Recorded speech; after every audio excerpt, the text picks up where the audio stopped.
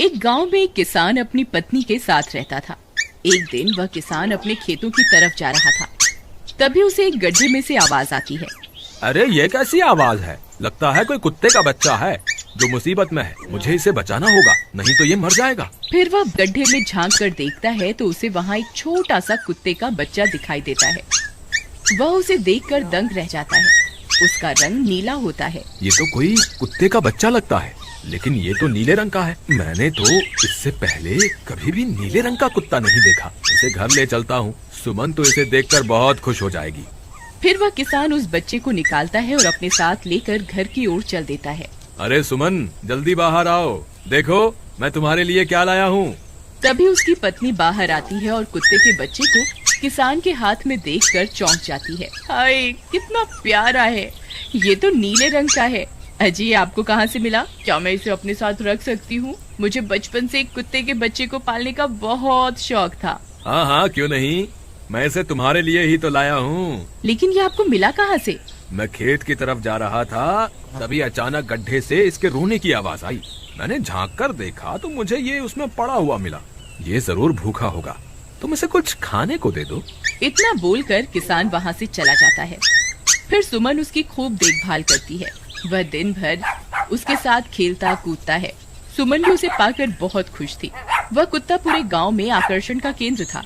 वह जब भी गांव में घूमने निकलता, सारे गांव वालों की नजर उसी पर टिक जाती थी, क्योंकि किसी ने भी नीले रंग का कुत्ता पहले अपनी जिंदगी में कभी भी नहीं देखा था। अरे हरिया, देख तो, ये उसी किसान का पिल्ला है। तूने कभी नीले रंग का कुत्ता देखा है क्या? नहीं भाई, मैंने तो पहली बार ऐसा कुत्ता देखा है। लेकिन ये इस किसान को मिला कहाँ से? इतना अनोखा कुत्ता खरीदने की हैसियत तो इस किसान की है नहीं। अरे भाई, इसे तो ये किसी गड्ढे में पड़ा हुआ मिला था। मुझे तो लगता है जरूर ही ये कोई जादुई कुत्ता है। तुम्हें क्या लगता है बाजार में इसकी क्या कीमत होगी? भाई, ये तो नायाब चीज है, ये तो अनमोल होगा। इसके हमें मुंह मांगे पैसे मिलेंगे। भाई, हर नायाब चीज पर तो सिर्फ हमारा ही अधिकार है। देर किस बात की, आज रात को ही इसे किसान के घर से चुरा लेंगे। रात होने पर किसान और उसकी पत्नी घर में सो रहे होते हैं। तभी लल्लन और हरिया किसान के घर में घुस जाते हैं और नीलू को बहलाने फुसलाने लगते हैं। ले ले बेटा, बिस्कुट खा ले। ले ले ले ले ले ले, आजा आजा। वह झट से उसे बोरे में कैद कर लेते हैं और वहाँ से 9-2-11 हो जाते हैं और भागकर अपने घर आ जाते हैं। हरिया भाई, एक काम तो पूरा हो गया, बस अब इसे शहर जाकर किसी को बेचना बाकी है। शुभ काम में देरी किस बात की? हम कल सुबह होते ही इसे शहर जाकर किसी को बेच आएंगे। अगले दिन सुबह होने पर वे दोनों नीलू को बोरे में डालते हैं और उसे बेचने के लिए निकल पड़ते हैं। रास्ते में उन्हें एक सेठ मिलता है। उसे उस बोरे में से अजीब अजीब सी आवाजें आती हैं। अरे भाई, रुको रुको, इस बोरे में क्या भर कर ले जा रहे हो? भाई, ये एक जादुई कुत्ता है। ऐसा कुत्ता पूरी दुनिया में केवल एक ही है। ऐसा कैसे हो सकता है भाई? जरा मुझे भी तो दिखाओ। वह सेठ नीलू को देखकर चौंक जाता है। तुम्हें इसके लिए 100 सोने की मुद्राएं देनी होंगी। ठीक है, मुझे मंजूर है। लो, ये लो तुम्हारी 100 मुद्राएं। आज से ये कुत्ता मेरा हुआ। वहीं दूसरी तरफ नीलू को घर में न पाकर सुमन और किसान परेशान हो जाते हैं। सुमन का रो रो कर बुरा हाल हो जाता है। नीलू, तुम कहाँ चले गए? तुम्हारे बिना मैं कैसे जीऊंगी? वापस आ जाओ ना नीलू। अजी, मेरे नीलू को कहीं से भी ढूंढ कर लाइए। जब तक वो वापस नहीं आएगा मैं खाना नहीं खाऊंगी। ठीक है, तुम रोना बंद करो, मैं उसे ढूंढ कर लाता हूँ। फिर किसान गांव में लोगों से नीलू के बारे में पूछता है। अरे भाई, मैंने तुम्हारे कुत्ते को देखा था। वो लल्लन और हरिया तुम्हारे घर से बोरे में किसी को भरकर ले जा रहे थे। वो अवश्य ही तुम्हारा कुत्ता होगा। फिर किसान भागता हुआ लल्लन के घर जाता है। लल्लन, मुझे पता चल गया है, तुम्ही ने मेरे नीलू को चुराया है। उसे अभी के अभी वापस लौटा दो, नहीं तो मुखिया से कहकर तुम्हें कड़ी से कड़ी सजा दिलवाऊंगा। अरे हरिया भाई, इसे कैसे पता चल गया? मुझे लगता है किसी ने हमें उसे चुराते हुए देख लिया होगा। मुझे अभी के अभी मेरा कुत्ता वापस करो, नहीं तो अच्छा नहीं होगा। भाई, तुम्हारे कुत्ते को तो हमने 100 मुद्राओं में बेच दिया। अब तुम चाहो तो सारी मुद्राएं रख लो और हमें छोड़ दो। नहीं, मुझे मेरा कुत्ता ही चाहिए। तुम्हारे पास कल सुबह तक का वक्त है। कैसे भी करके उस व्यापारी को ढूंढो और मुझे मेरा कुत्ता वापस ला कर दो, नहीं तो जेल जाने के लिए तैयार हो जाओ। इतना बोलकर किसान वहाँ से चला जाता है। अरे मर गए रे, अब क्या करें? ये तो थानेदार की धमकी देकर गया है। लल्लन भाई, मुझे जेल नहीं जाना, कुछ करो ना। हाय रे, अब क्या होगा? चलो उस सेठ को ढूंढते हैं, उसे उसके सारे पैसे लौटाकर उस कुत्ते को वापस ले लेंगे। वे दोनों सेठ की तलाश में निकल पड़ते हैं, लेकिन बहुत देर तक ढूंढने पर भी उन्हें वह सेठ नहीं मिलता। लल्लन भाई, यहाँ तो उस सेठ का कोई नामो निशान ही नहीं है। न जाने अब तक कहाँ निकल गया होगा। अब क्या करें? हमारे पास कल सुबह तक का ही वक्त है। अरे आर्या, वो देख, ये तो बिल्कुल किसान के कुत्ते जैसा ही लग रहा है। तुम्हारी आंखों में मोतियाबिंद हो गया है क्या बेवकूफ? किसान का कुत्ता नीले रंग का था और ये तो भूरे रंग का है। क्या तुम्हें नीले और भूरे रंग में फर्क दिखाई नहीं देता? अरे तो क्या हुआ, अगर हम इसे नीले रंग से रंग दें तो उसके बाद ये हूबहू नीलू जैसा ही दिखेगा। बात तो तुम सही कहते हो भाई। चलो फिर देर किस बात की, अभी इसे पकड़ते हैं। फिर वे दोनों उस कुत्ते को पकड़कर अपने घर ले जाते हैं और नीले रंग का पानी घोलकर उसे उसमें डुबो कर उसका रंग भी नीला कर देते हैं। अरे भाई हरिया, ये तो बिल्कुल नीलू जैसा ही दिख रहा है। फिर अगले दिन वे उस कुत्ते को अपने साथ लेकर किसान के घर जाते हैं। अरे भाई मोहन, देखो हम तुम्हारे लिए क्या लाए हैं, जल्दी आओ, तुम्हारा नीलू वापस आ गया है, जल्दी आओ। किसान और सुमन की खुशी का ठिकाना नहीं रहा। लल्लन और हरिया, तुमने गुनाह तो बहुत बड़ा किया था, लेकिन वक्त रहते तुमने अपनी गलती को सुधार लिया, इसलिए मुझे तुमसे अब कोई शिकायत नहीं है। तुम दोनों जा सकते हो। फिर वे दोनों वहाँ से निकल जाते हैं। नीलू, तुम वापस आ गए। मुझे तुम्हारी कितनी फिक्र हो रही थी। कहाँ चले गए थे तुम? हाँ, आज के बाद मैं तुम्हें कभी अकेला नहीं छोड़ूंगी। मेरा नीलू इतने दिनों बाद घर आया है, इतना गंदा भी हो गया है। चलो अब हम नहाई करेंगे। फिर सुमन उसे नहलाने लगती है। अले मेरा नीलू नाई करेगा, इतना गंदा हो गया है। पानी उसके ऊपर पड़ते ही वह कुत्ता छटपटाने लगता है। अरे क्या हुआ नीलू, तुझे तो नहाना बहुत पसंद था, आज क्या हो गया तुझे? तभी उसका सारा नीला रंग उतरने लगता है। अरे ये क्या, इसका रंग क्यों उतर रहा है? तभी वह कुत्ता गुस्से में आकर सुमन को काट लेता है। अरे मर गई रे, हाय रे। अरे सुनो जी, इसने तो मुझे काट खाया। हाय रे अजी, सुनते हो? जल्दी आओ, मुझे लगता है ये हमारा नीलू नहीं है। देखो, इसका तो सारा रंग ही उतर गया। ये तुमने ठीक नहीं किया लल्लन, अब मुझसे बुरा कोई नहीं होगा। फिर किसान गुस्से में लल्लन और हरिया के घर जाता है। ए लल्लन, दरवाजा खोल। ए लल्लन, जल्दी दरवाजा खोल, नहीं तो इसे तोड़ दूंगा। आज तुझे मुझसे कोई नहीं बचा सकता। अरे मर गए रे, ये तो उसी किसान की आवाज है। लगता है इसे हमारी तरकीब के बारे में पता चल गया। अरे क्या हुआ भाई, इतने गुस्से में क्यों हो? तुम्हें क्या लगता है मैं बेवकूफ हूँ? तुम किसी भी आवारा कुत्ते को नीला रंग चढ़ाकर हमें दे दोगे और हम मान लेंगे कि वो नीलू है? भाई हमें माफ कर दो, हमने उस सेठ को ढूंढने की बहुत कोशिश की, लेकिन उसका कोई नामो निशान नहीं मिला। भाई तुम ये 100 मुद्राएं रख लो, अब इससे ज्यादा हम तुम्हारे लिए और कुछ नहीं कर सकते। अगर तुम चाहो तो हमें जेल भिजवा दो, हम दोनों अपनी गलती की सजा काटने को तैयार हैं। किसान उदास हो जाता है और उनसे 100 मुद्राएं लेकर वापस अपने घर आ जाता है। मुझे माफ कर दो सुमन, मैं तुम्हारे नीलू को नहीं ढूंढ पाया। ये लो, ये 100 मुद्राएं हैं। नीलू को बेचने पर उन्हें इतने पैसे मिले थे जो उन्होंने मुझे दे दिए हैं। उन्हें अपनी गलती का बहुत पछतावा है, लेकिन अब कुछ नहीं हो सकता। नहीं, मेरा नीलू जरूर वापस आएगा। हम एक काम करते हैं, कल सुबह इन 100 मुद्राओं का भोजन खरीदकर गरीबों में बांट देंगे। क्या पता उनकी दी हुई दुआओं से हमारा नीलू वापस आ जाए। अगले दिन सुबह होने पर वे दोनों उन पैसों से गरीबों में भोजन बांट देते हैं और वापस अपने घर की ओर चल देते हैं। तभी उन्हें कुछ आवाजें सुनाई देती हैं। वे दोनों चौंक जाते हैं। अरे ये तो मेरे नीलू की आवाज है। नीलू, नीलू तुम कहाँ हो? तभी सामने से नीलू भागता हुआ उनके पास आता है। नीलू तुम वापस आ गए, तुम कहाँ चले गए थे? मैं तुम्हारे बिना कितनी उदास हो गई थी। किसी ने सच ही कहा है, दुआओं में बहुत शक्ति होती है। 5G बहू। सुमित्रा जी का बेटा था अमित और बहू का नाम था अमृता।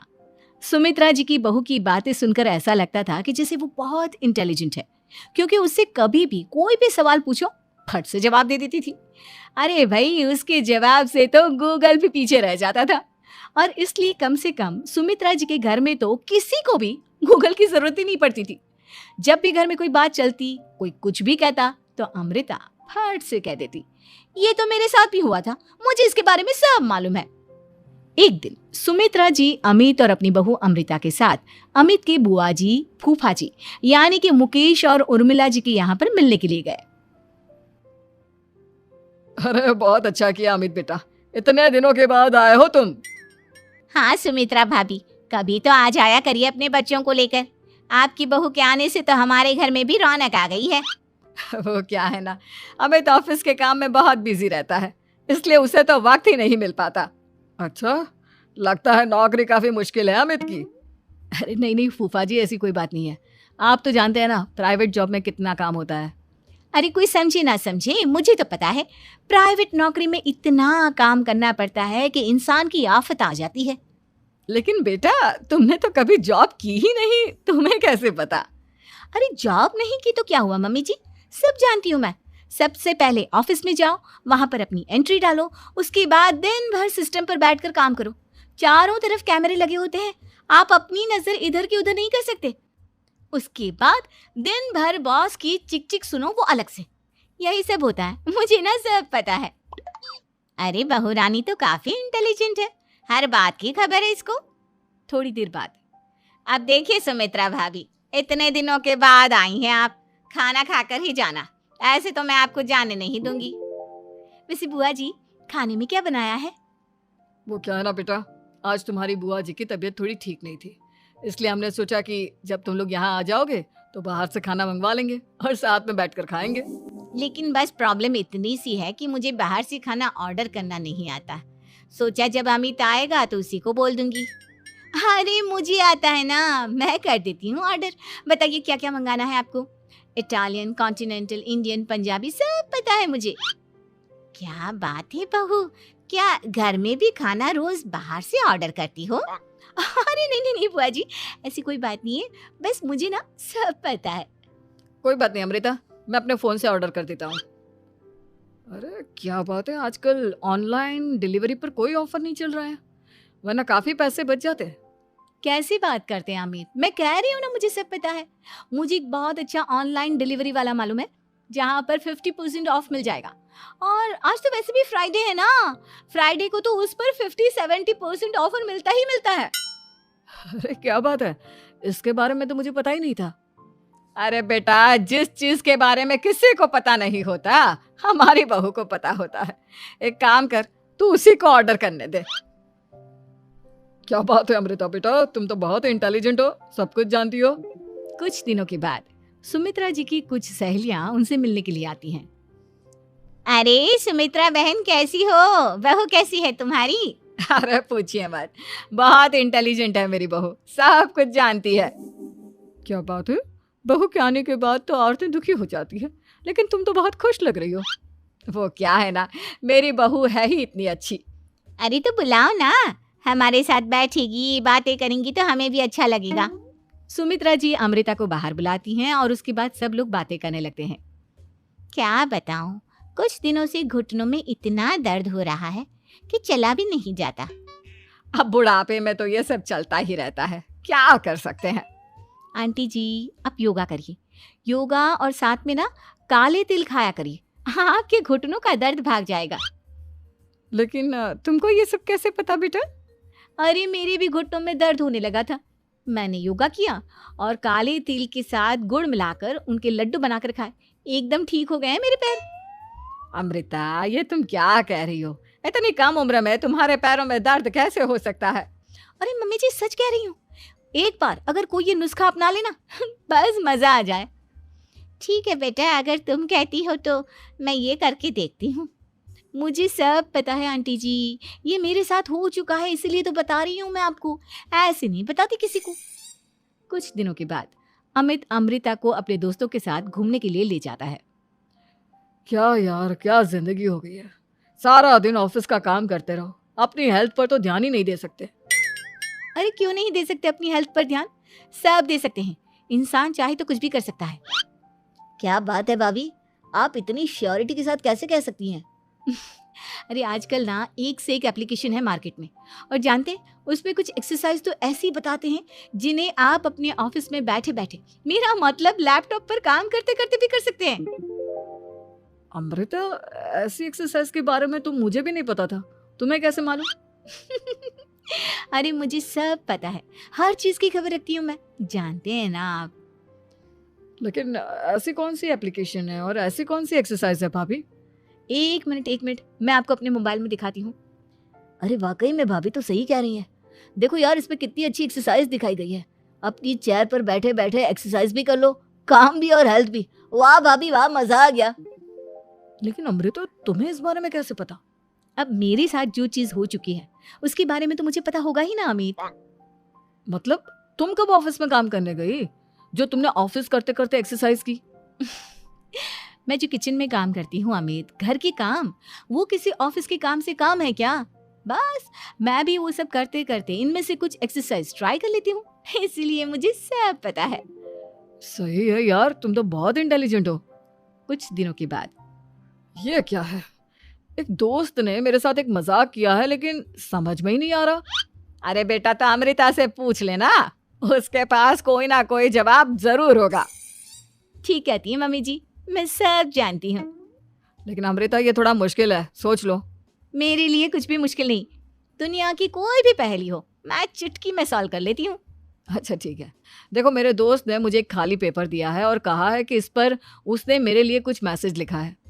अब एक बात बताओ यार, खाली पेपर पर, आई मीन जिस पर कुछ भी नहीं लिखा हुआ, उसे मैं कैसे पढ़कर बताऊं? अरे बस इतनी सी बात, इसे तो मैं चुटकियों में सॉल्व कर दूंगी अमित। लेकिन कैसे बहू? इस पेपर पर तो वाकई में कुछ नहीं लिखा हुआ, एकदम खाली पेपर है। कैसे, क्या पढ़ोगी तुम? अमित, एक छोटा सा काम करो, जल्दी से एक मोमबत्ती लेकर आओ। अरे बहू, पेपर में आग लगाने का इरादा है क्या? नहीं नहीं मम्मी जी, इस पेपर पर अमित के दोस्त का लिखा हुआ मैसेज पढ़ने का इरादा है। अमित कैंडल लेकर आता है। अब ना बस इस पेपर को धीरे धीरे कैंडल के ऊपर घुमाते रहो, देखना 2 ही मिनट में मैसेज आपकी आंखों के सामने होगा। अच्छा ठीक है, मैं ऐसा करके देखता हूँ। 2 मिनट के बाद, अरे वाकई में इस पर तो अक्षर बनने लगे। लेकिन ये हुआ कैसे? और अमृता, तुम्हें कैसे पता? बहुत सिंपल है मम्मी जी, अमित के दोस्त ने नींबू के रस से मैसेज लिखकर उसे सुखा दिया। आप अगर मैसेज पढ़ना हो ना तो पेपर को आग के सामने ले जाओ और लेटर्स अपने आप उभर कर आ जाते हैं। वाह बहू, लेकिन तुम ये सब कैसे जानती हो? अरे मम्मी जी, जब मैं छोटी थी ना तो अपनी सहेलियों के साथ ऐसे ही गेम खेला करती थी। ये तो मेरे साथ कितनी बार हो चुका है, मुझे सब पता है। थैंक यू यार अमृता, तुम्हारी वजह से हमें कुछ भी सोचने की जरूरत ही नहीं पड़ती, तुम सब कुछ बता देती हो। कुछ दिनों के बाद सुमित्रा जी को अमृता के प्रेग्नेंट होने की खुशखबरी मिलती है और सुमित्रा जी अमृता को डॉक्टर के यहाँ लेकर जाती है। देखिए सुमित्रा जी, आपकी बहू की तबीयत बिल्कुल ठीक है, किसी भी तरह की चिंता करने की कोई जरूरत नहीं है। लेकिन हाँ, उनको आयरन वाली डाइट खाने की बहुत जरूरत है। ठीक है डॉक्टर साहब, आप बता दीजिए मैं अपनी बहू को क्या क्या खिलाऊं ताकि उसकी तबीयत ठीक रहे और आने वाले बच्चे की भी। अरे मम्मी जी, इसमें डॉक्टर से पूछने की क्या जरूरत है। किशमिश है, अनार है, पालक है, ये सब खाना चाहिए, आयरन का लेवल बिल्कुल बराबर रहता है। अरे वाह, आपकी बहू तो सब कुछ पहले से ही जानती है। ये तो बहुत अच्छी बात है। देखो, आयरन के साथ तुम्हें कैल्शियम भी खाना होगा। जानती हूँ मैं, अगर आयरन की खाली सप्लीमेंट लेते हैं और कैल्शियम नहीं लेते तो बॉडी उसे अच्छे से एब्जॉर्ब नहीं कर पाती, सब पता है मुझे। बहू, ये भी मालूम है? हाँ मम्मी जी, आप तो जानती है ना, मुझे सब पता है। आपकी बहू की बातें सुनकर अच्छा लग रहा है। मुझे ऐसी बहुत कम लड़कियां मिलती हैं जिन्हें इतनी नॉलेज होती है, सारे सवालों के जवाब देती है। और हमारे इंडिया में तो वैसे भी हालात बहुत खराब है। बिल्कुल ठीक कह रहे हैं आप डॉक्टर साहब, लेकिन मैं उन लड़कियों की तरह नहीं हूँ। बहुत ख्याल रखती हूँ मैं हर चीज़ का। और जानती हैं आप, हमारे घर में तो किसी को किसी चीज़ के बारे में गूगल करने की जरूरत ही नहीं पड़ती। बिल्कुल ठीक कह रही है अमृता, अरे कुछ भी पूछ लो, इसे सब पता होता है। अरे वाह, तुम तो बड़ी कमाल की लड़की हो। चलो, ये तो बहुत अच्छी बात है, लेकिन फिर भी डॉक्टर की सलाह पर पूरा ध्यान देना चाहिए। वैसे क्या चाहिए तुम्हें, बेटा या बेटी? अरे डॉक्टर साहब, कुछ भी हो जाए, बस बच्चा अच्छे से हो जाना चाहिए। मुझे तो दोनों में से किसी से कोई भी परेशानी नहीं। और सुमित्रा जी आप? डॉक्टर मैडम, मुझे तो लड़के और लड़की में कभी भेद करने की आदत ही नहीं है। पोता आए या पोती, मेरे लिए तो दोनों एक बराबर है। सुनकर अच्छा लगा। वैसे आप जानती हैं, हमारे यहाँ पर तो लोगों को बड़ी बेचैनी रहती है ये जानने की कि पेट में लड़का है या लड़की, लेकिन विदेशों में ऐसा नहीं होता। हाँ, वहाँ पर तो सब कुछ पहले से ही बता देते हैं ना। ये भी कोई बात हुई भला? लेकिन तुम्हें कैसे पता कि वहां पर सब कुछ पहले ही बता देते हैं? अच्छा हाँ हाँ, तुम तो सब कुछ पहले से ही जानती हो ना, तुम्हारे साथ तो सब कुछ पहले से ही हो चुका होता है। नहीं नहीं मम्मी जी, ये तो मेरे साथ पहली बार हो रहा है, इसलिए मैं ये डायलॉग नहीं बोल सकती। अमृता की बात सुनकर सुमित्रा और डॉक्टर दोनों हंसने लगते हैं।